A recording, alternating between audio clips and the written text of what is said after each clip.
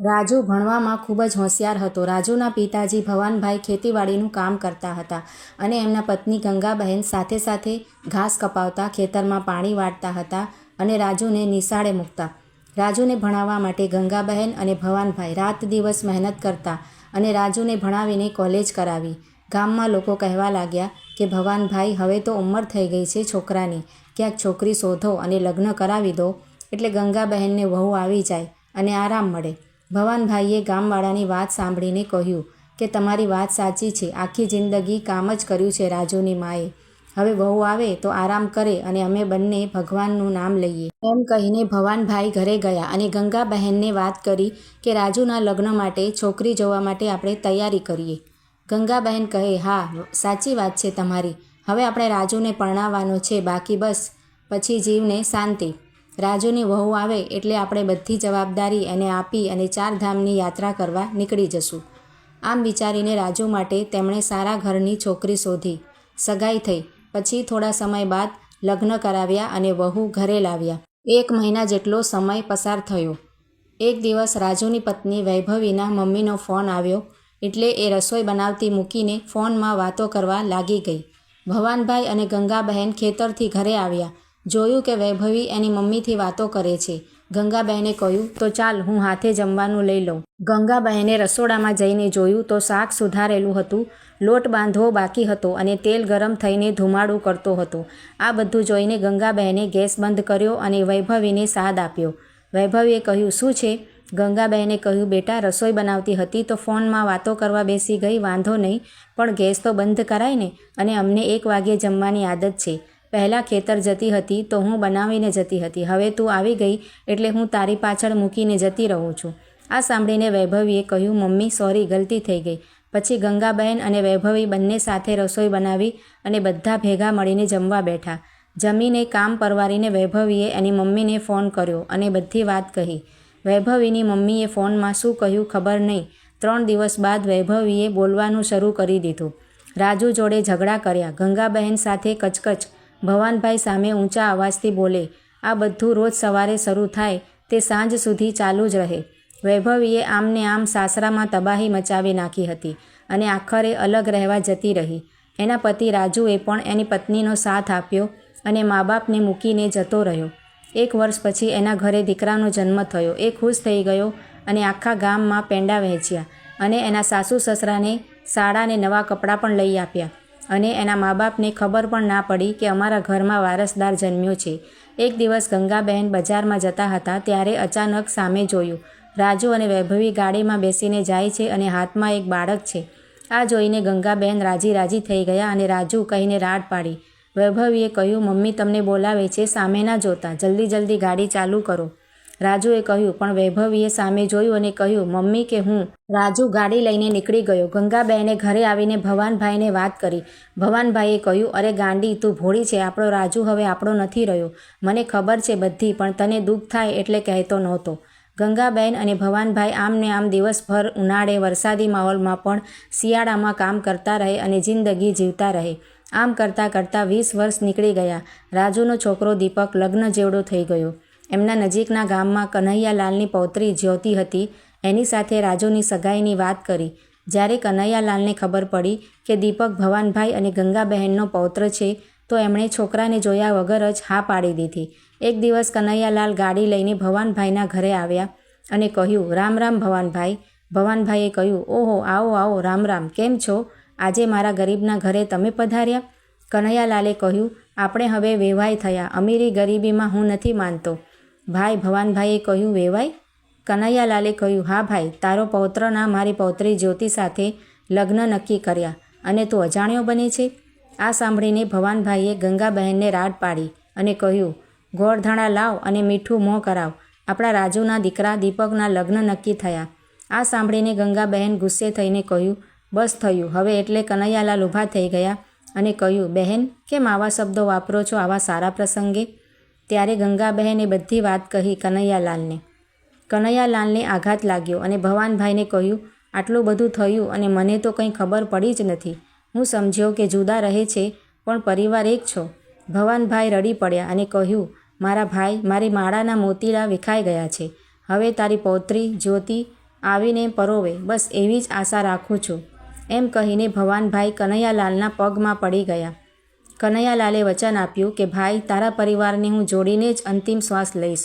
હું વચન આપું છું. કનૈયાલાલ ભવાનભાઈને કહ્યું, હું તારા દીકરા રાજુને ફોન કરીને ઘરે બોલાવીને પૂછીશ કે રાજુએ આવું કેમ કર્યું.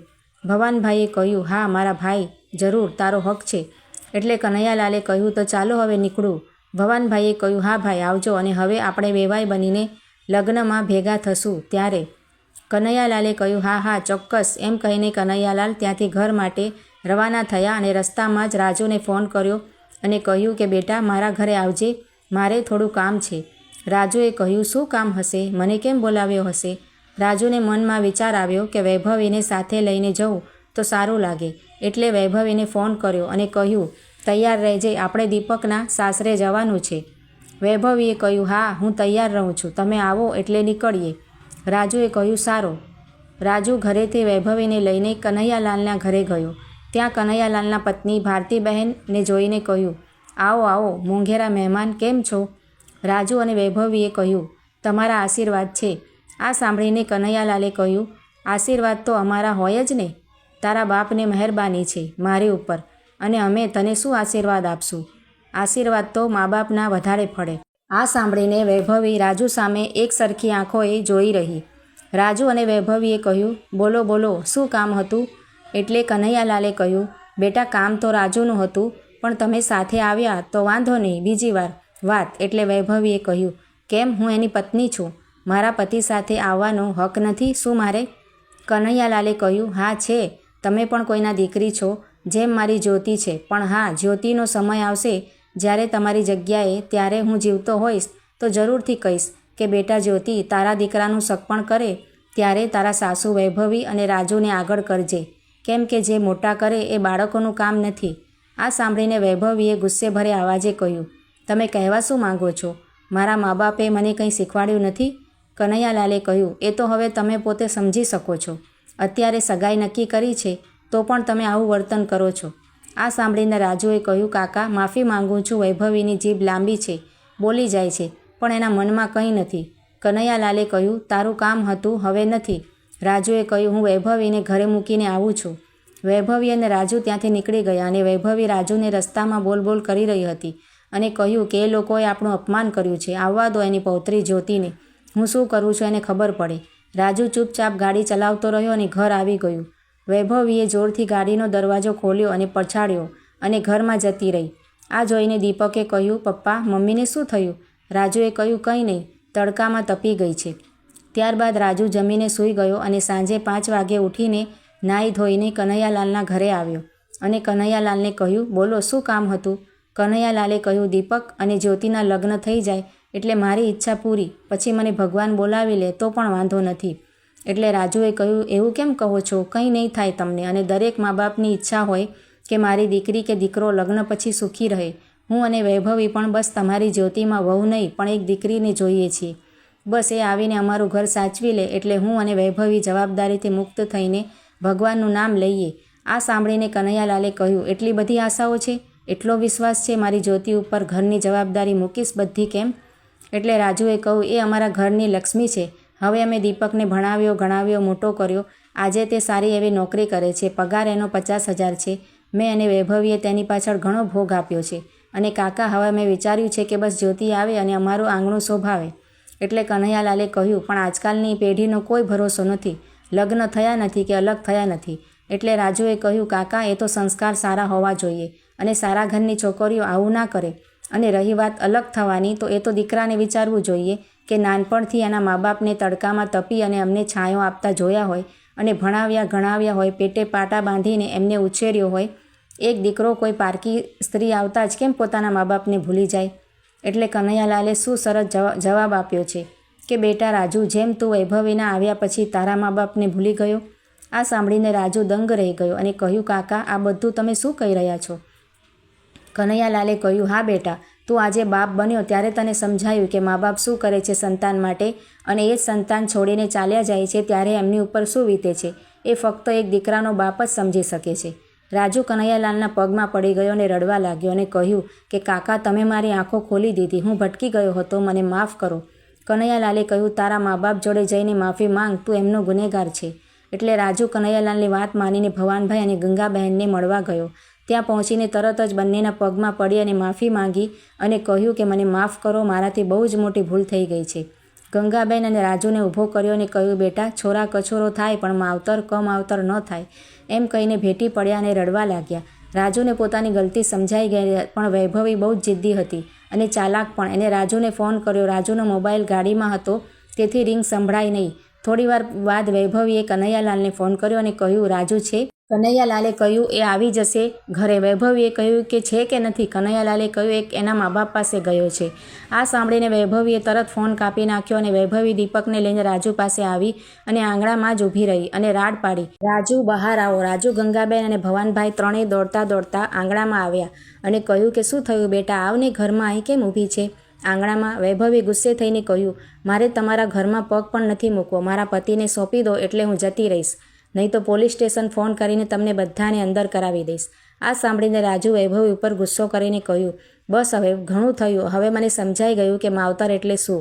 અરે, હું તમને પ્રેમ કરું છું એટલે તારી પાછળ આવ્યો હતો અને તારી દરેક વાતને માનતો હતો, પણ હવે બસ બહુ થયું. ભવાનભાઈ અને ગંગાબહેને કહ્યું, બેટા રાજુ, તું ઘરે જા દીકરા, અમારા માટે તું તારું ઘર ના બગાડીશ. એટલે વૈભવીએ કહ્યું, વાહ વાહ, બહુ જ ચાલાક હો, મારા પતિને વશમાં કરી મારું ઘર તોડીને પાછી મહાન બને છે. વૈભવીનું એક નવું રૂપ દીપક સામે આવ્યું. એ વિચારવા લાગ્યો કે મમ્મી દાદા દાદી સાથે કેમ આવું વર્તન કરે છે અને મને કહ્યું કે દાદા દાદી ખરાબ છે, અમને પહેરેલા કપડે ઘરમાંથી કાઢી મૂક્યા છે. આ જોઈને દીપકનું મન વૈભવી ઉપરથી ઉતરી ગયું અને દીપક દાદા દાદીને પગે પડ્યો અને આશીર્વાદ આપો એમ કહ્યું. વૈભવી ગુસ્સે થઈને જોરથી બોલી, તું જોઈ લે, હવે તો મારા દીકરાને પણ પોતાનો કરી લીધો. એટલે દીપકે કહ્યું, મમ્મી, મેં ફક્ત દાદા દાદીના આશીર્વાદ લીધા, એમાં તમે આટલું મન ઉપર લઈ લીધું અને મારા દીકરાને પોતાનું કરી લીધું એવું કહો છો? તો તમે તો પપ્પાને 21 વર્ષથી પોતાના કર્યા છે અને એમના મા બાપથી દૂર રાખ્યા છે, એનું શું? ત્યારે દાદા દાદીને પણ તકલીફ પડી હશે ને? આ સાંભળીને વૈભવી થોડીવાર માટે વિચારમાં પડી ગઈ અને બાદમાં કહ્યું કે હા બેટા, આ તો મેં વિચાર્યું જ નહીં. એમ કહીને વૈભવીએ ગંગાબહેન અને ભવાનભાઈ સામે માફી માંગી અને કહ્યું, માં, બાપુજી, મારી ભૂલ થઈ ગઈ, માફ કરજો. ગંગાબહેન અને ભવાનભાઈના આંખમાં હરખના આંસુ આવી ગયા અને બંનેએ વૈભવી, રાજુ અને દીપકને સાથે રહેવા વિનંતી કરી અને કહ્યું કે ચલો બધા સાથે મળીને આપણે લગ્નની તૈયારી કરીએ. બધા ખુશ થઈ ગયા અને સાથે જમવાનું બનાવ્યું અને જમ્યા પછી સાથે બેસીને વાતો કરી, ગપ્પા માર્યા અને પછી એ ત્યાં જ રોકાઈ ગયા. સવારે વહેલા ઉઠીને જવાનું હતું. એ સૂતા હતા એટલામાં જ વૈભવીના મમ્મીનો ફોન આવ્યો. રિંગ વાગતી હતી, બધા સૂતા હતા એટલે ફોન ગંગાબહેને ઉપાડ્યો અને કહ્યું, જય શ્રી કૃષ્ણ વેવાણ. ગંગાબહેનનો અવાજ સાંભળીને વૈભવીની મમ્મીએ ફોન કાપી નાખ્યો. ગંગાબહેનને નવાઈ લાગી, પણ એમને ધ્યાન ન આપ્યું અને ચા નાસ્તો બનાવવામાં લાગી ગયા. થોડી જ વારમાં બધા ઉઠતા ગયા અને ચા નાસ્તો કરતા ગયા. એટલામાં તો 12 વાગી ગયા, ખબર જ ના પડી. રાજુએ કહ્યું, મમ્મી પપ્પા, દીપકના લગ્નની તૈયારી કરવી છે તો તમે ત્યાં ચાલો અને કંકોત્રીમાં દોસ્તોને મારા સ્ટાફને એડ્રેસ આપ્યું છે. 21 વર્ષથી ત્યાં રહું છું તો બધા ત્યાં જ આવશે અને સાથે રહીશું પણ. મારા મકાનમાં પપ્પા, હવે આ ખેતરને વેચી નાખો અને ત્યાં આવતા રહો. ઘણી મહેનત કરી લીધી, તમે હવે મૂકી દો, આ બધું હું જોઈ લઈશ. આ બધી વાતો ચાલતી હતી ત્યાં જ કનૈયાલાલનો ફોન આવ્યો. તેમણે ભવાનભાઈને કહ્યું, તો ક્યારે આવો છો જાન લઈને અમારા આંગણે? અમે તમારા સ્વાગત માટે તૈયાર જ છીએ. અને પછી તો ધામધૂમથી દીપક અને જ્યોતિના લગ્ન થયા અને બધા સાથે મળીને રાજ કર્યું. મિત્રો, આ વાર્તા તમને કેવી લાગી છે તે કમેન્ટ કરીને જરૂરથી જણાવજો અને જો સારી લાગી હોય તો વિડીયોને લાઇક, શેર કરીને આવી જ બીજી વાર્તાઓ જોવા માટે ચેનલને સબસ્ક્રાઈબ કરજો.